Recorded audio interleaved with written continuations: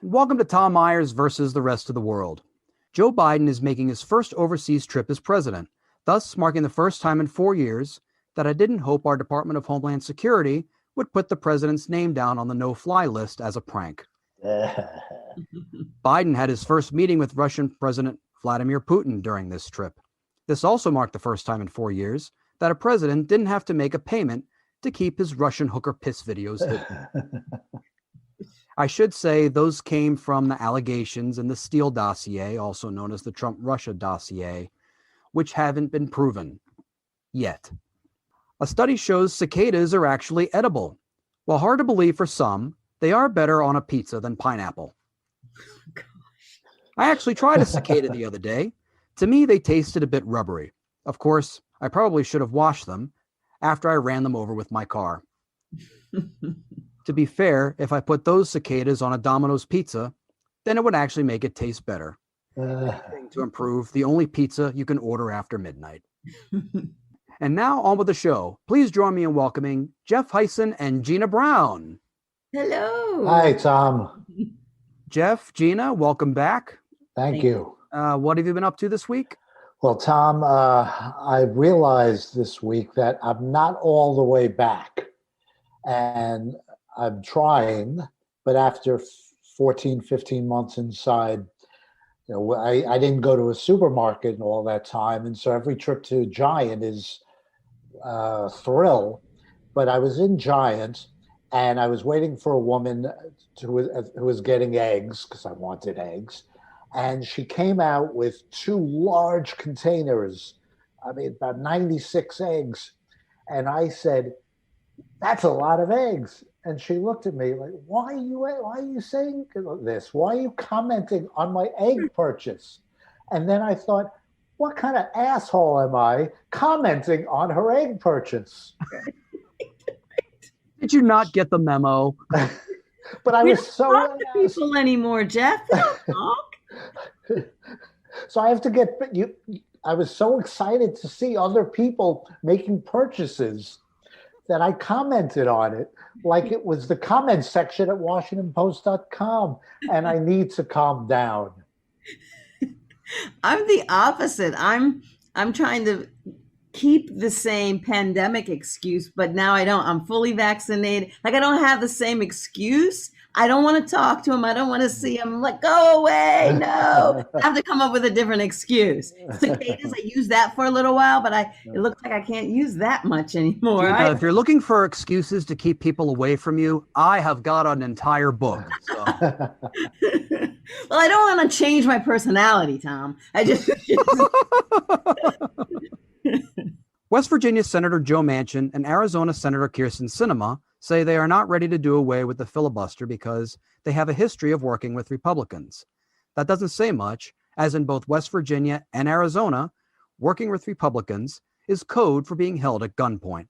In fact, the only real difference between compromise in West Virginia and compromise in Arizona is compromising on what level of generational separation and what relation of step relatives counts as incest. Thanks to the filibuster, Congress basically serves as much use as a no soliciting sign in a cul-de-sac, the drive like your kids live here sign you see in your neighborhood, or a man who is told, "I love you," by his girlfriend who has a drawer full of dildos and sex toys. Joining us tonight to discuss voting rights, please welcome comedian and podcast host Reid Clark. Hello. Thank you for having me. Oh, Reid, thank you so much for being on. It's a pleasure having you. Well, thank you. Kudos to you for using your platform to address such issues and then bringing Black people in to talk about it. If only, John Oliver or Trevor Noah would do that. No, I'm kidding. Trevor Noah's Black technically. But I actually am conflicted about the voting thing. I used to do a joke where I used to do it, I say, because I've changed my perspective. I voted last time. But for a while, I didn't vote. And people get mad when you say that. But I believe my ancestors died for my choice, right? They died for my right to be like, nah, I'm not going to. They died for my choice, not exactly for the vote. But I've since then really dug into things. And there are almost half half of every big Tulsa sort of event where they go into a black neighborhood and kill everyone they see is either a false rape accusation or has something to do with voting, you know? So if it's that important, it should be taken seriously. And I don't get how almost every year the Supreme Court tries to do something about voting or abortions.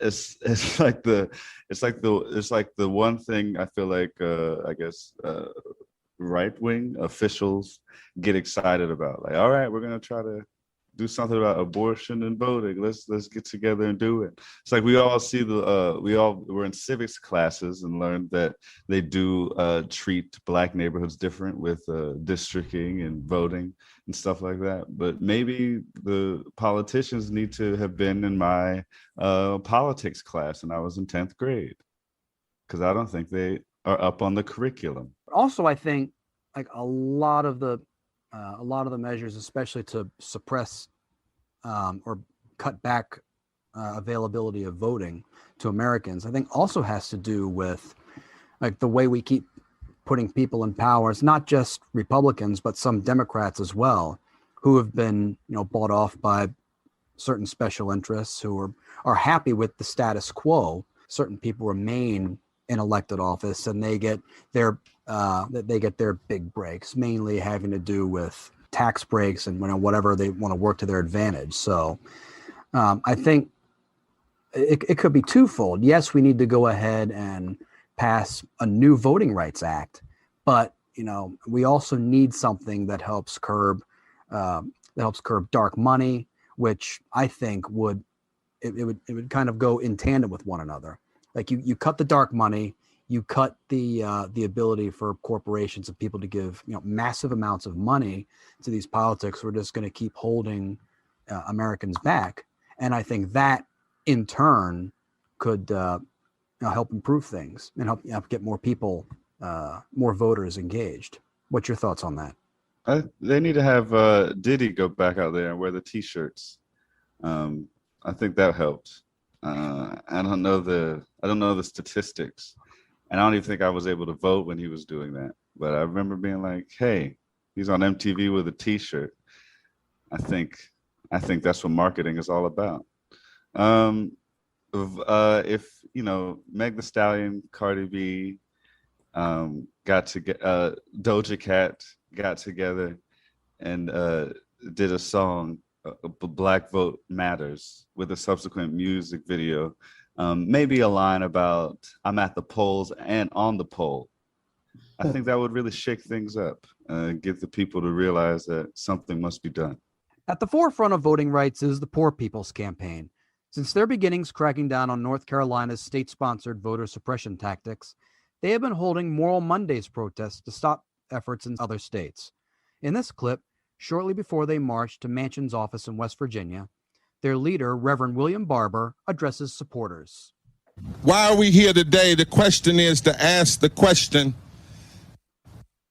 that miners asked in the 1920s. Simple question, song they wrote about it. It was, which side are you on? And that's the question for Joe Manchin. Which side on your own? And we want to be clear about who West Virginians are and what West Virginians want. Today we are black, we are white, we are from the hood and from the hollers. We are coal miners and poor people and low-wage workers and preachers and native people. We are Latinos. We are West Virginia. And we want Joe Manchin to understand that when you argue against ending a filibuster and you claim you want bipartisan bills, but even if the bill was 50 Democrats and 9 Republicans, you still wouldn't support it. And if you are against the Voting Rights Act and restoring it, and if you are for blocking the For the People Act to stop the tyranny that's happening in state capitals by extremists that have taken over the Republican Party, then you are not on the side of West Virginians. This is what you're saying, Senator Manchin, when you are against the For the People Act. You're saying that you're against curbing voter suppression. You're saying you're against making it easier for all Americans to register and vote and cast a ballot. You are saying you are against outlawing political gerrymandering. And you are saying that you are against overhauling our campaign finance laws so that the voices of ordinary people can be amplified and the voices of corrupt corporations and the ruling elite class can be lessened. When you are against voting for the Voting Rights Act, even if you only have 59 votes and you'd rather have a filibuster than a restored Section 5 of the Voting Rights Act, then what you're saying is you are against stopping state legislatures from passing bills that are race-based and class-based without them being pre-cleared. I think what I like about movements like this is that they kind of just shoot down certain narratives that the media likes to portray. Like, for example, they like to portray senators like Joe Manchin and Kyrsten Sinema as, being, in a rock and a hard place. Like they're in fairly moderate states that don't necessarily want, any or a lot of rather, progressive ideas to move forward. But they did polling, which shows that a majority of Democrats, of course, want, national voter rights to pass. A majority of independents and even a majority of Republicans. I mean, you have a wide swath of people who agree that people need to vote, or if they want to, but you have the media portraying it as like, oh well, this is portraying it as a highly complex issue. But movements like this, and even they ended up covering this march and Reverend Barber's speech, and that it just disproved that narrative. The idea that that people don't want the right to vote is it doesn't even make any sense. It's like a simpleton's thought. Like I don't really understand that very much, and so for somebody to suggest that it's complicated, I'm so confused. I'm also exhausted because his work has just, yes, he has a different voice and he says it in a different way, but have we not been here since the 1950? We're still here. It's like we can't move forward. It's just a different voice that's speaking because this one happens to be alive. I wish that this person's message was, the video that we just watched was more, I guess, mainstream. Now, especially people around my age, if you are a religious figure, I'm probably going to tune it out, I guess just like my mind keeps going back to the idea about people's apathy about it. Because if we really harassed elected officials, I believe that this could probably not be a problem, for my kids at some point. You like the message. Your concern is the messenger's packaging? I mean, it's just maybe not inciting enough people to action, especially people, I think, millennial, whatever. I don't know the other. These are millennials. Yeah. You young bucks. Yeah, I don't think we are, if one of the late night people aren't talking about it, we probably don't know about it. The majority of us. Which is sad. When we say those who do not learn from history are doomed to repeat it, there is a reason that is an expression. In this 1963 interview with journalists from all over the world, Dr. Martin Luther King Jr. explains why progress toward a Voting Rights Act is being halted, using a theme with which we are all familiar today. The tragedy is that we have a Congress with a Senate that has a minority of misguided senators who will use the filibuster to keep the majority of people from even voting. They won't let the majority of senators vote. And certainly they wouldn't want the majority of people to vote because they know they do not represent the majority of the American people. In fact, they represent in their own states a very small minority.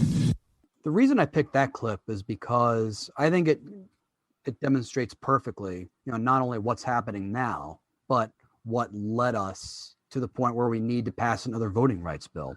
Like we had the one that was signed into law in 1965.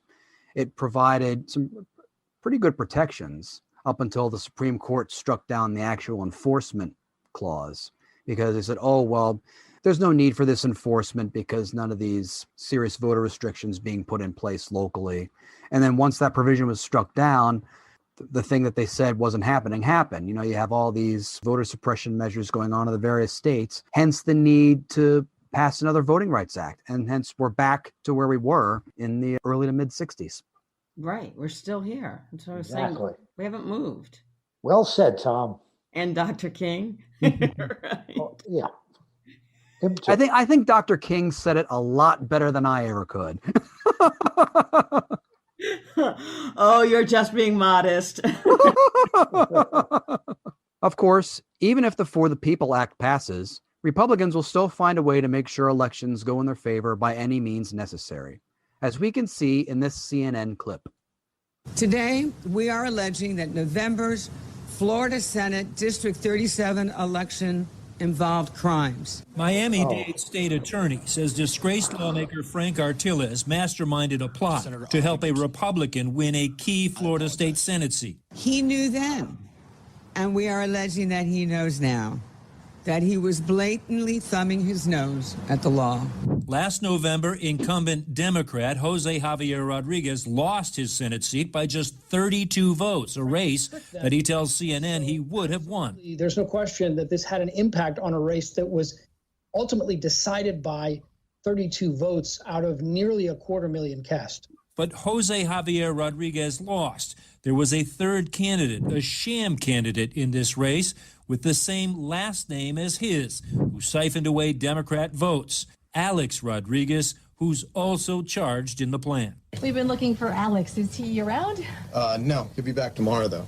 That's actually Alex Rodriguez behind the door, lying to a reporter from CNN affiliate WPLG about his own identity last year. Alex Rodriguez told officials Frank Artiles paid him nearly $45,000 to be a so-called ghost candidate. He was promoted as a liberal in advertising mailers, but never campaigned and never debated. In addition to the same surname, there was a very well orchestrated and funded last-minute campaign to persuade voters and frankly trick them. While entering a sham candidate into a political race isn't a crime, the funding of one is, according to prosecutors. Both Artiles and Rodriguez are charged with 3 felonies each. What is a crime is making illegal campaign contributions to get a candidate to run. This case is part of a pattern CNN previously reported last year. 3 races with ghost candidates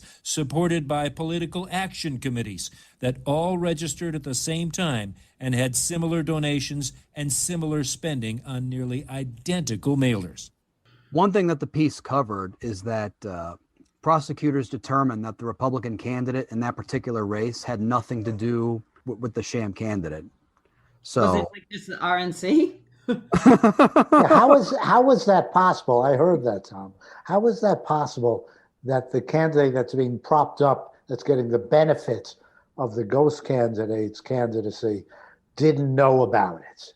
I find it interesting that, you have one candidate in there who's kind of cheating, and his name is Alex Rodriguez. Yeah, the other Alex Rodriguez represents the steroid party. I did that Alex Rodriguez line just for Jeff, the Mets fan. Thank you. Teed it up, hit it out of the park. Wow. Yeah. Like I don't, nothing surprises me. I mean, I think the depth to which people will go for a win, particularly like a political win, is uncomfortable to see. Like I was watching something where it was, and then that person, it was like the money trail, right? And then that person paid this, and they are following the money trail, and then the name of the PAC that paid for this, and that's how it's all traced back. It doesn't surprise me. It just seems like you really want, you either really hate so much that you want to win, or you really think you're that good. Like it doesn't surprise me, but it's uncomfortable to see that people would go, because there's so many other things that you could use that analytical thinking for good. Right. And look at what they're saying is, we can't win honestly, so we'll pay $45,000 to some guy with the same last name as our candidates, and we can't win honestly, so we'll restrict the number of hours that people can vote, so people of color can't get to the polls. And we can't win honestly, so we'll create all sorts of obstacles to prevent people from voting. This is another example of the overall theme that Tom's presenting today. I think this is awful to see in real life, but if this was an Aaron Sorkin movie, I'd probably see it a couple of times. So you're saying this is pretty clever, though? Whitey is tricky. The white people tricks are sometimes I do got to look at it and be like, wow, like that's other level, like deception.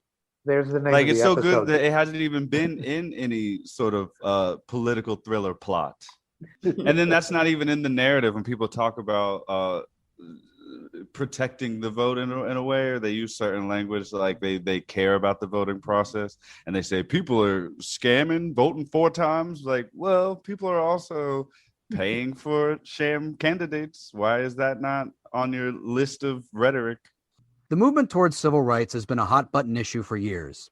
Throughout history and up to the present day, racism has been rationalized as a legitimate point of view in the defense against any new measures in integration and voting rights. It has led to a backlash, a groupthink that has been in existence for a long time that says we've done enough for civil rights, and we can always try and advance that cause just a few years down the line. Such an instance can be seen in this clip from an episode of David Brinkley's Journal, highlighting the opinions of a small town in 1964. To find out what is on people's minds in Average Town in this election year, NBC News commissioned a Gallup survey. Hundreds of interviews asking the same questions all over town.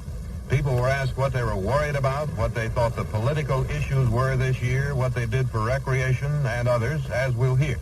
All the interviews were first conducted privately in Gallup's normal way. Then the representative sample were repeated with the cameras there. Some of the answers were remarkably candid. Do you think the Democratic administration is pushing racial integration too fast? Too fast and too hard. How would you feel about a law which would give all persons, Negroes as well as whites, the right to be served in public places such as hotels, restaurants, theaters, and similar establishments? In this respect, I would say that would be all right. But at all times, regardless of race, creed, or color, they must be ladies and gentlemen. When they cease to be that, they are undesirable citizens, and they should be thrown out. Period.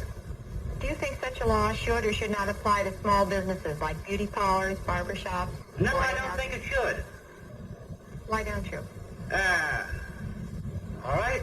You want it for instance? I'll give it to you. Now, of course, right now I need a haircut. And I'll get my haircut.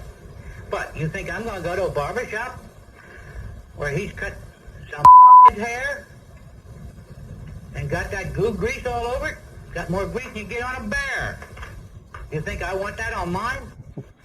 No.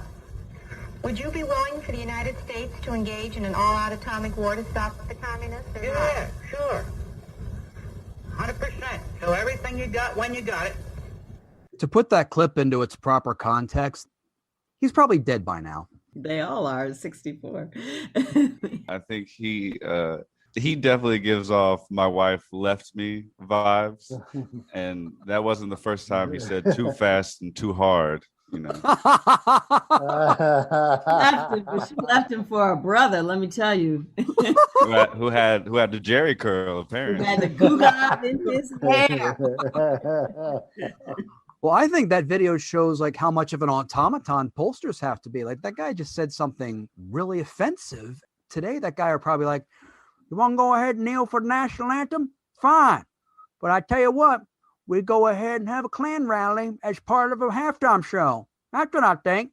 And then the questioner has to be like, and what are your thoughts on school voucher? Who cares? Like, he just said something shit stupid. I mean, I think I can't imagine that was super surprising then. It's not super surprising to me now, but so I can't imagine that the person was just like, I think they sort of knew that that's what he was going to say. Liberal white people could also be so sheltered that they don't have that experience with people that don't, think about things the way that they do, like we are not surprised, possibly because of the entertainment in their background. We've read a lot of scripts, had to empathize with a lot of different people outside of ourselves. But she probably was like the poor interviewer who looks so horrified at the end there. She's probably never talked to somebody like that. All her family's racism is probably kept quiet and in secret at holiday events. Yeah, it's Northern, like mine was growing up. Northern racism. It's a little bit more subtle. Yeah, so she did look mortified. That poor lady. She was, and I don't want to get too off topic, but that was definitely like a give it to the girl assignment, Because at the beginning she seemed excited. Then she was like, oh, what have I done? And in 1964, that was definitely the terminology. And I think, as Gina mentioned, and Martin Luther King and Tom, like a lot. I love really, being in that group. A lot really hasn't changed, and that's absurd. That is absurd, especially with the wealth of information that exists now that did not then. And on that note, that's our show.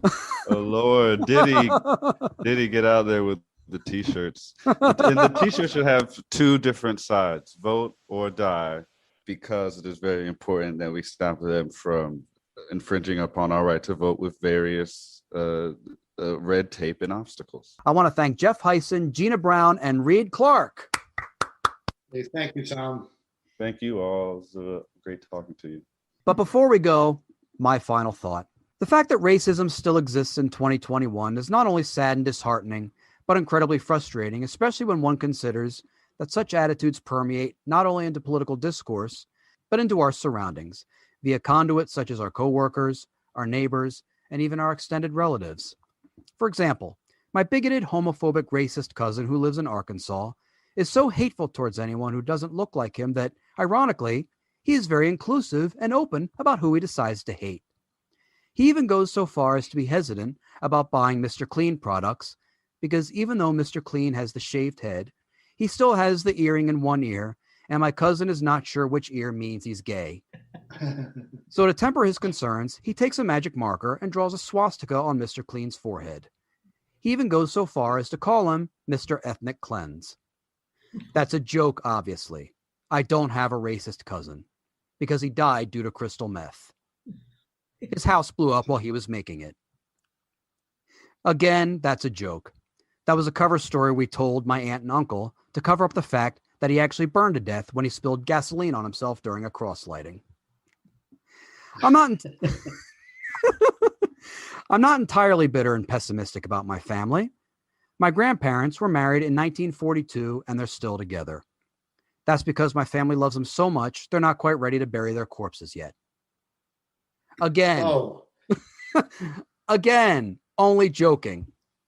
I haven't told anybody they're dead yet, as I'm still hooked on their meds. Good night.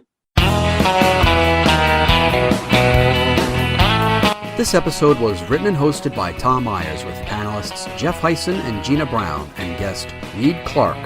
Theme music by Jeroen Vandenhurik. Executive producer Tom Myers. Executive producer for ipmNation, Matt Connarton. For more information, visit tommyers.us.